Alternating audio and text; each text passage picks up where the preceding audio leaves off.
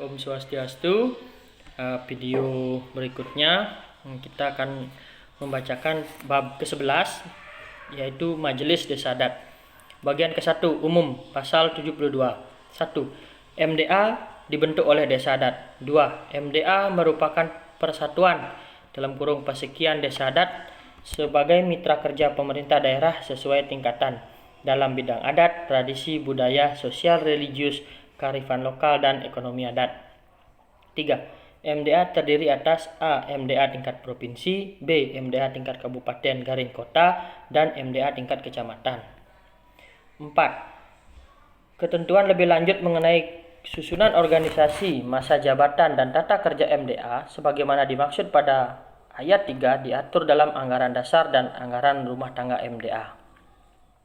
Pasal 73. 1. Pengambilan keputusan MDA sebagaimana dimaksud dalam pasal 72 ayat 3 dilakukan dalam paruman dan pesamuan sesuai dengan tingkatannya.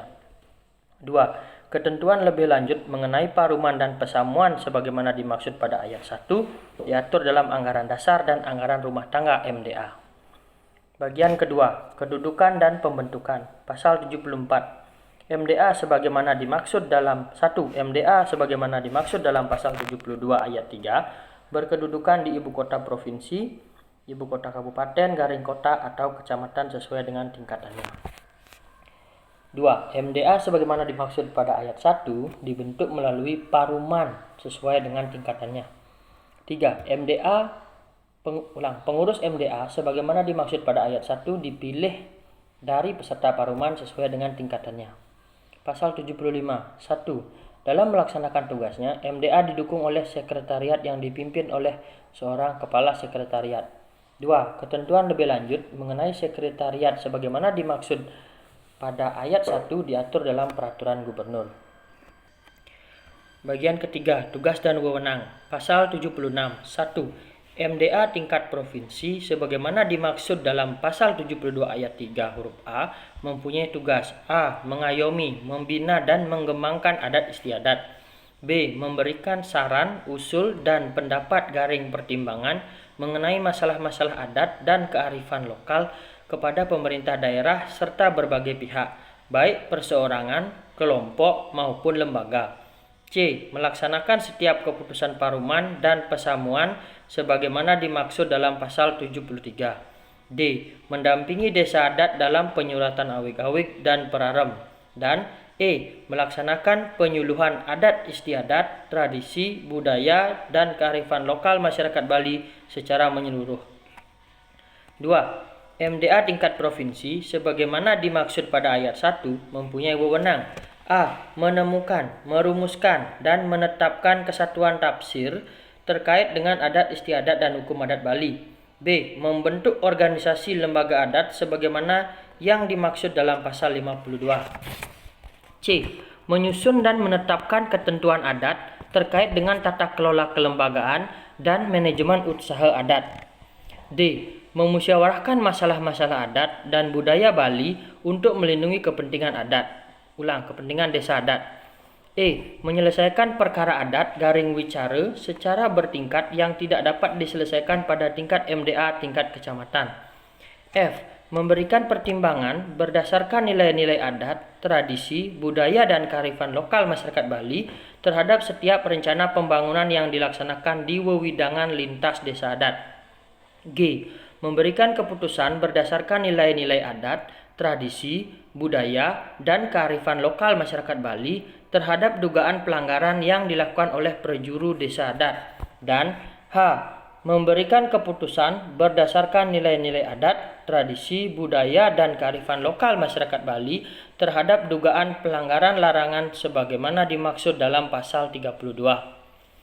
Pasal 77. Tugas dan wewenang MDA tingkat provinsi sebagaimana dimaksud dalam pasal 76 ayat 1 dan ayat 2 berlaku mutatis mutandis bagi MDA tingkat kabupaten garing kota.